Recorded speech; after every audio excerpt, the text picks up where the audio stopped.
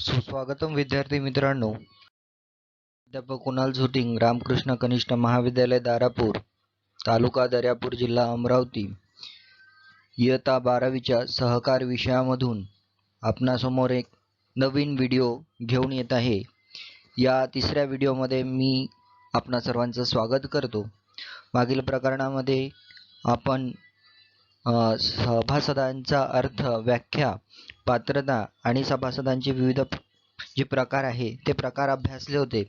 यानंतर आपल्याला चे अधिकार, सभासदांच्या जबाबदाऱ्या आणि सभासदत्व संपुष्टात येण्याची जी काही कारणे आहे ते या व्हिडिओ क्रमांक 3 मध्ये अभ्यासायचे आहे. प्रथम आपण सभासदांचे अधिकार पाहूया. तर सभासदांची एक आकृती तुम्हाला या ठिकाणी दिसत आहे.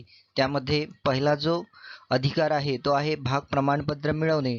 त्याच्यानंतर सभेबाबत अधिकार आहे. त्याच्यानंतर व्यवस्थापन समिती जी असते त्या व्यवस्थापन समिती किंवा संचालक मंडळासंदर्भात काही अधिकार प्राप्त झालेले आहे. त्याच्यानंतर निबंधकाकडे अर्ज करण्याचा अधिकार प्राप्त झालेला आहे. लाभांश, वस्तू व सेवा मिळवण्याचा अधिकार, वारसाबाबत अधिकार आणि इतर जे काही अधिकार आहे त्या संपूर्ण अधिकाराची माहिती आपण आता पुढे त्यातला पहिला जो अधिकार आहे सभासदाचा तो आहे भाग प्रमाणपत्र मिळविणे. आता भाग प्रमाणपत्र मिळवणे, क्रियाशील सभासदास खरेदी केलेल्या भागाचे प्रमाणपत्र मिळवणे हा एक अधिकार प्राप्त असतो. म्हणजे त्या सभासदाने संस्थेकडून भाग खरेदी केलेले असते आणि त्या भाग खरेदीची पावती किंवा त्या भागाचे प्रमाणपत्र मिळवण्याचा त्याला अधिकार असतो. त्याच्यानंतर त्याच्याकडे असलेला जो भाग आहे हा भाग तो इतर व्यक्तीला किंवा इतर सदस्याला किंवा इतर कोणालाही तो भाग हस्तांतरित करत असतो. त्याच्यानंतर त्याने जमा केलेल्या रकमेची जी पावती आहे ती पावती मिळवण्याचा सुद्धा त्याला अधिकार प्राप्त झालेला असतो. त्यानंतर दुसरा आहे सभेबाबत अधिकार. सहकारी संस्था स्थापन झाल्यापासून तर शेवटपर्यंत अनेक सभा होत असतात. म्हणजे वार्षिक सभा, त्याच्यानंतर सहामाही सभा, असे विविध प्रकार सभेचे जे प्रकार आहे त्या प्रत्येक सभेची सूचना मिळवण्याचा अधिकार, सभेला उपस्थित राहण्याचा, त्याच्यानंतर सभेमध्ये जी काही चर्चा होते त्या चर्चेत भाग घेण्याचा, सभेतील कामकाजात भाग घेण्याचा अधिकार या सभासदाला प्राप्त झालेला असतो. त्याच्यानंतर तिसरा जो अधिकार आहे तो व्यवस्थापन समिती संदर्भात आहे. व्यवस्थापन समितीलाच आपण संचालक मंडळ असं सुद्धा म्हणतो. आता या संदर्भात कोणकोणते अधिकार आहेत तर ते पाहू. व्यवस्थापन समितीवर आपले प्रतिनिधी निवडण्याचा व व्यवस्थापन समितीच्या निवडणुकीसाठी उमेदवार म्हणून ती निवडणूक लढविण्याचा अधिकार सुद्धा त्या ठिकाणी या सभासदाला प्राप्त. त्यानंतर चौथा अधिकार आहे निबंधकाकडे अर्ज करण्याचा अधिकार. निबंधकाकडे अर्ज करण्याचा, व्यवस्थापन समितीने अधिमंडळाची वार्षिक सर्वसाधारण सभा न बोलविल्यास निबंधकाकडे सभा आयोजित करण्यासाठी अर्ज करता येतो. कोणाला अर्ज करता येतो तर सभासदाला अर्ज करता येतो.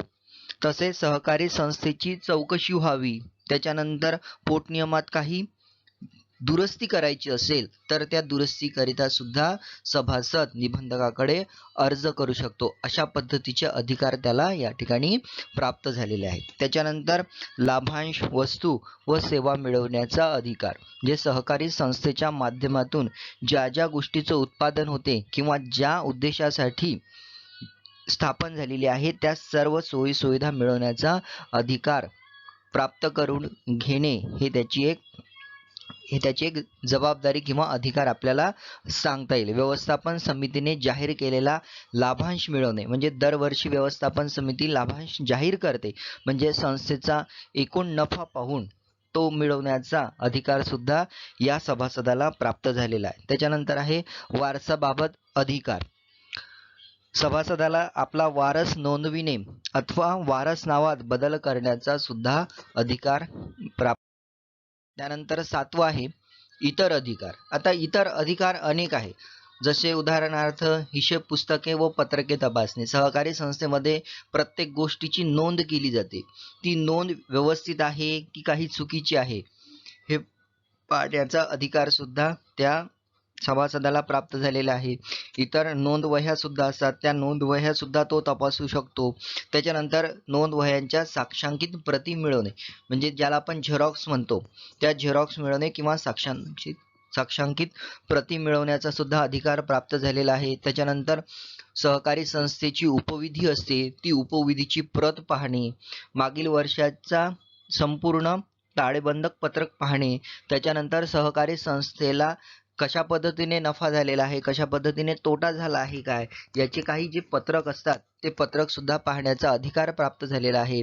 त्याच्यानंतर सभासद नोंदवही पाहणे, सभेचे इतिवृत्त म्हणजे सभा संपल्यानंतर त्या सभेमध्ये नेमके कोणत्या गोष्टींवर चर्चा झाली, नेमका कोणता ठराव मान्य करण्यात आला, याचं एक इतिवृत्त लिहिल्या जात असते.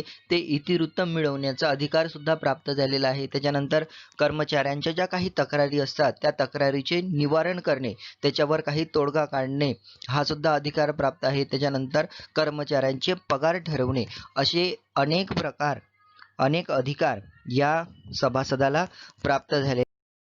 जो घटक आहे तो आहे सभासदांच्या जबाबदाऱ्या. एकूण 11 जबाबदाऱ्या या सभासदाला पार पाडाव्या लागतात. त्यामध्ये पहिली जबाबदारी आहे नियमांचं पालन करणे, त्याच्यानंतर देणी देणे, भागधारण करणे, देयता, वारस नोंद, कर्ज वापर व परतफेड, चौकशीच्या वेळी माहिती पुरवणे, सभांना उपस्थित राहणे. 9 नंबर आहे उत्पादित वस्तूंची संस्थेमार्फत विक्री करणे, त्याच्यानंतर नुकसान भरपाई देणे, आणि शेवटचं आहे संस्थेचे हित जोपासणे. अशा पद्धतीच्या सभासदांच्या जबाबदाऱ्या आहेत. ह्या जबाबदाऱ्या आपण विश्लेषित स्वरूपात, यामध्ये पहिली जी जबाबदारी आहे ती आहे नियमांचे पालन करणे. सहकारी संस्था कायदा, नियम व पोटनियम पालन करण्याची जबाबदारी सभासदांची असते. म्हणजे सहकारी संस्थेच्या कायद्यानुसार जे जे नियम सांगितलेले आहे, जे काही कायदे सांगितलेले आहे, आणि सहकारी संस्थेने व्यक्तिगत पातळीवर जे काही पोटनियम तयार केलेले आहे, त्या संपूर्ण नियमांचे पालन करण्याची जबाबदारी या सभासदाची असलेली आपल्याला दिसून येते. त्याच्यानंतर दुसरी जी जबाबदारी आहे ती आहे देणी देणे. सभासदाने राजीनामा दिला, अगर संस्थेने सभासदाची हकालपट्टी केली, तर राजीनामा दिल्याच्या अगर सभासदत्व रद्द झाल्याच्या तारखेपर्यंतची देणी फेडण्यासाठी संस्थेत तो जबाबदार असतो. त्याच्यानंतर तिसरं आहे भागधारण करणे. आता भागधारण करणे म्हणजे काय, म्हणजे सभासदाला सहकारी संस्थेच्या एकूण भांडवलाच्या 1/5 पेक्षा अधिक भाग भांडवल धारण करता येत नाही. हा नियम आहे, म्हणजे कायद्यानुसार किंवा पोटनियमानुसार ठरवलेला नियम आहे की संस्थेच्या एकूण भाग भांडवलाच्या 1/5 पेक्षा अधिक भाग भांडवल त्या सभासदाला धारण करता येत नाही.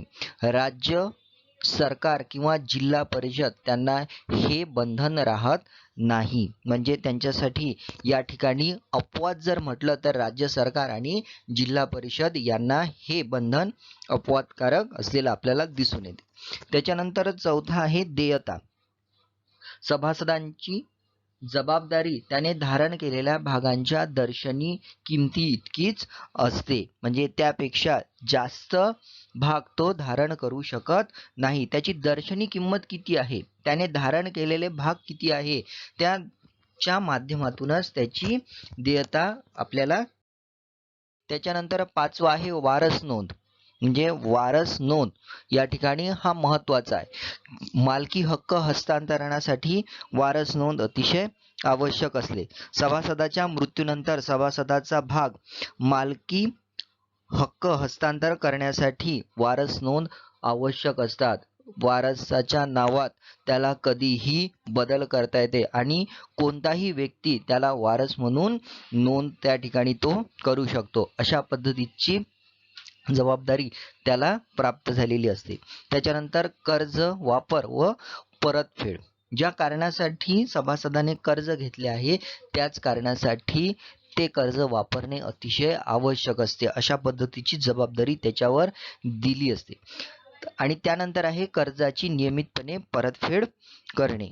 म्हणजे संस्थेकडून घेतलेले जे काही कर्ज आहे ते कर्ज त्याच कारणासाठी वापरणे आणि नियमितपणे त्याची परतफेड करण्याची जबाबदारी त्या सभासदावर असते. त्याच्यानंतर आहे चौकशीच्या वेळी माहिती पुरवणे. निबंधकाने सहकारी संस्थेची चौकशी केल्यास आवश्यक माहिती पुरवण्याची जबाबदारी ही सभासदाची असते. निबंधक हा सहकारी संस्थेचा सर्वोच्च शासकीय अधिकारी असतो. जर याने काही माहिती मागितली असेल तर त्या निबंधकाला ती योग्य प्रकारची माहिती पुरवण्याची जबाबदारी ही या सभासदावर असलेली आपल्याला दिसून येते. त्याच्यानंतर आहे 8वा मुद्दा, सभांना उपस्थित राहणे. सहकारी संस्थेत ज्या काही सभा होतात त्या प्रत्येक सभेला हजर राहणे, गरज भासल्यास त्या ठिकाणी मतदान करण्याची जबाबदारी सुद्धा त्या सहकारी संस्थेच्या सभासदाची असलेली आपल्याला दिसून येते. त्यानंतरचा मुद्दा आहे उत्पादित वस्तूंची संस्थेमार्फत सभासदाने उत्पादित केलेल्या वस्तू संस्थेमार्फतच विक्री करणे ही एक जबाबदारी आहे. त्याच्यानंतर उदाहरण जर घेतलं तर दूध किंवा ऊस उत्पादक सहकारी संस्थेच्या सभासदाने आपले उत्पादन संस्थेमार्फतच विकले पाहिजे. म्हणजे ही एक अट त्या ठिकाणी असलेली आपल्याला दिसून येते. या माध्यमातून आपल्या वस्तूला योग्य भाव सुद्धा प्राप्त होत असतो. त्याच्यानंतर 10वा आहे नुकसान भरपाई. आता नुकसान भरपाई कशी करायची? सभासदांच्या गैरवर्तनाने सहकारी संस्थेचे काही नुकसान झाले, म्हणजे एखादा सभासद असेल, भ्रष्टाचार करत असेल किंवा गैरवर्तणूक करत असेल आणि त्या माध्यमातून संस्थेचे काही नुकसान होत असेल तर अशा नुकसानाची भरपाई संबंधित सभासदानेच केली पाहिजे. म्हणजे ज्या व्यक्तीने भ्रष्टाचार केला किंवा गैरवर्तणूक केली तर त्याच व्यक्तीला ती भरपाई करून द्यावी लागते. त्याच्यानंतर 11 नंबरचं आहे संस्थेचं हित जोपासणे. हे अतिशय महत्त्वाचं आहे. संस्थेचं हित जोपर्यंत जोपासत नाही तोपर्यंत संस्था विकसित होत नाही. म्हणून संस्थेचं हित जोपासणे, संस्थेच्या विविध प्रकारच्या कामात मदत करणे ही देखील जबाबदारी आपल्याला सभासदाची असलेली दिसून येते. अशा प्रकारे एकूण 11 मुद्द्यांच्या आधारे आपल्याला सभासदांची जबाबदारी या ठिकाणी अभ्यासता येईल. नंतर आहे सभासदत्व संपुष्टात येण्याची कारणे. सभासदांमधला हा शेवटचा मुद्दा आहे. सभासदत्व संपुष्टात येण्याची कारणे म्हणजे सभासदत्व केव्हा रद्द होईल त्यासाठी विविध प्रकारचे घटक आपल्याला या ठिकाणी पाहायला मिळतात. पहिला घटक आहे सभासदाचा मृत्यू, त्याच्यानंतर सभासदत्वाचा राजीनामा, भाग हस्तांतरण, कार्यक्षेत्राबाहेर वास्तव्य, संस्थेचे विसर्जन, सभासदाची हकालपट्टी, नादारी आणि अक्रियाशील सभासद हे जर असेल तर यामुळे सभासदत्व संपुष्टात येते. आता यामधला पहिला भाऊ सभासदाचा मृत्यू. आता सभासदाचा मृत्यू जर झाला तर त्याचं सभासदत्व कायम राहत नाही, ते पूर्णपणे नष्ट होऊन जाते. कायदेशीर त्याने जो वारस नोंदविला आहे तर त्या वारसाच्या नावाने ते भाग हस्तांतरण केले जाते. त्याच्यानंतर दुसरा आहे सभासदत्वाचा राजीनामा. एखाद्या सभासदाने राजीनामा दिला आणि तो राजीनामा व्यवस्थापन समितीने जर मंजूर केला तर त्या सभासदाचे सभासदत्व संपुष्टात येते. त्याच्यानंतर आहे भाग हस्तांतरण. एखाद्या सभासदाने आपले संपूर्ण भाग दुसऱ्याच्या नावाने हस्तांतरित केले तर सहकारी संस्थेला किंवा संस्थेच्या सभासदाला केले तर तो सहकारी संस्थेचा सभासद राहत नाही. म्हणजे सभासद जर व्हायचं असेल किंवा सभासद राहायचं असेल तर त्या व्यक्तीच्या नावाने भाग असणे अतिशय आवश्यक असते. जर भाग नसेल तर तो व्यक्ती त्या सहकारी संस्थेचा सभासद नसतो. म्हणून या ठिकाणी जर त्याने आपल्या नावावरचे संपूर्ण भाग जर हस्तांतरित केले तर त्या ठिकाणी त्याचं सभासदत्व हे संपूर्णपणे संपुष्टात येत असते.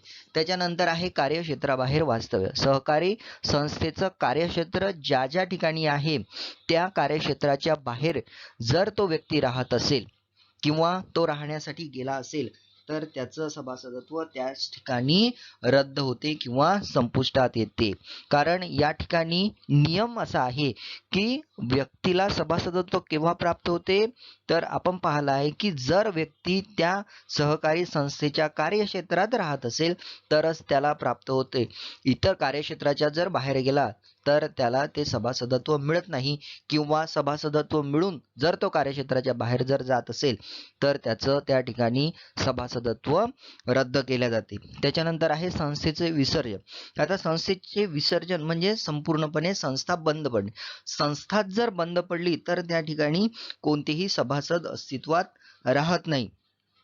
संपूर्णपणे त्याची नोंदणी ही रद्द केली जाते आणि संस्थेची नोंदणीच जर रद्द असेल तर सभासद हे पूर्णपणे रद्द होतात किंवा त्यांची सभासदाची त्या ठिकाणी सभासदत्व रद्द केले जाते. त्याच्यानंतर आहे सभासदाची हकालपट्टी.